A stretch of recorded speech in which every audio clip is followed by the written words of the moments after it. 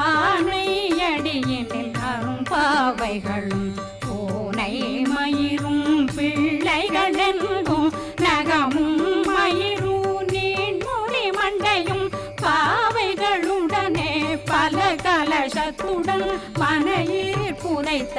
வஞ்சனை தன்னையும் ஒட்டிய செருக்கும் ஒட்டிய பாவையும் காசும் பணமும் காவுடன் சோறும் போதும் வஞ்சனமும் ஒரு வழி போக்கும் அடியனை கண்டால் அலனே குளிர்ந்த